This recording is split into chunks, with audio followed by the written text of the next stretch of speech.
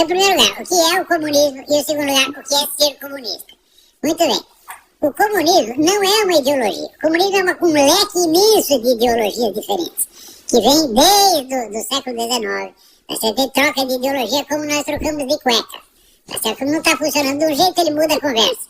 Você vê, a variação do comunismo vai desde assim. Karl Marx dizia que a posição de classe do indivíduo determina a sua ideologia. O último teórico famoso do comunismo, que é Ernesto Laclau, diz: a propaganda revolucionária cria a classe que ela representa.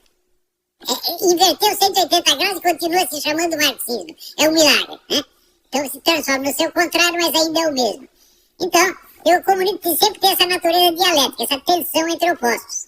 Então, não dá para estabilizar numa ideologia. Então, quem acredita que o comunismo, o movimento comunista é uma ideologia, é ele próprio idiota, evidentemente. Ele não entende, né, a complexidade da coisa. Então, o comunismo é essencialmente um movimento. O movimento se faz através de pessoas que participam e que dão a sua vida, os seus esforços, os seus bens para ele. Tá certo? Já há um estudo em inglês, esqueci o nome do autor, que ele mostra que a lealdade do indivíduo a um movimento não depende do que ele recebe desse movimento, mas do que ele dá para o movimento. O PT, nesse sentido, foi muito esperto ao cobrar dízimo das pessoas. Depois de você dar dízimo anos a fio para um partido, é difícil você se desligar dele. Tá certo? Então, o comunismo é basicamente esse sistema de envolvimento, né, e de organização dos indivíduos para uma ação comum. Essa ação pode variar infinitamente e pode usar, né, a definição nominal de comunismo, que é a estatização dos meios de produção, como um símbolo unificador do movimento. Mas, na prática, nunca estatizou o conjunto da economia, nem vai estatizar, porque isso é financeiramente impossível. Já demonstrou Ludwig von Mises num raciocínio muito simples. Ele dizia: se não existe mercado, as coisas não têm preço. Se não tem preço, não existe cálculo de preço. Se não existe cálculo de preço, não existe economia planejada. Portanto, não existe socialismo nem comunismo nenhum. É tudo, ó, pá furado. Eles chamam de comunismo uma outra coisa que jamais será comunismo. Então, eles são comunistas não na economia, mas no controle que exercem sobre a sociedade. Inclusive, podem liberalizar a economia para controlar melhor o restante. A educação, a moral, os costumes, etc, etc. Como já fizeram 1000 vezes. Pelo menos de 10 em 10 anos, o poder de envolvimento dele é monstruoso.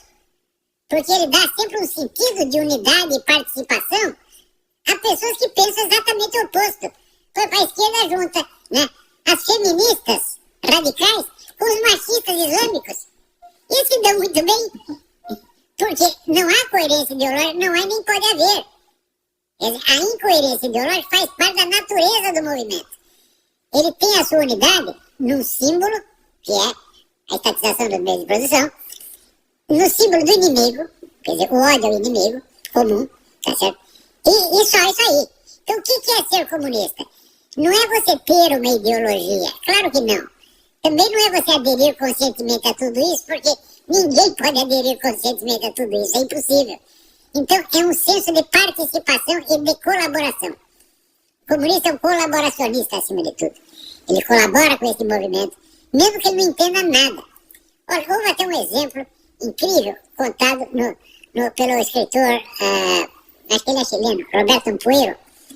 E ele conta de um chefe de polícia, da polícia política cubana, cujo apelido era Charco de Sangre, tanta gente que ele matou. Esse cara não entendia uma linha de marxismo-leninismo e nem queria saber. Né? E, no entanto, ele era a força e o esteio do regime. Então, o envolvimento ideológico é mínimo. O que é um envolvimento psicológico e funcional. Então, nesse sentido, o Lula, claro que ele não entende nada de marxismo. Mas, olha, o envolvimento funcional dele foi tão profundo que ele foi o reorganizador. Ele é o cara que revivificou o movimento comunista na América Latina. Como é que você vai dizer que o cara que faz isso não é comunista? É impossível, né? Isso, veja, essa era a função do PT no governo. Salvar o comunismo na América Latina. Não só reorganizando e dando um novo sentido de unidade, que eles fizeram com o Foro de São Paulo, mas também realimentando com o dinheiro os governos falidos. Então é por isso que eu digo, os comunistas deviam fazer um monumento para o Lula. Mas acontece, o Lula saiu sujo, agora eles fazem de conta. Ah, esse cara eu não conheço, não. Você até o Haddad parou de visitar o Lula na prisão. Mas é de uma hipocrisia monstruosa, mas a hipocrisia também faz parte disso.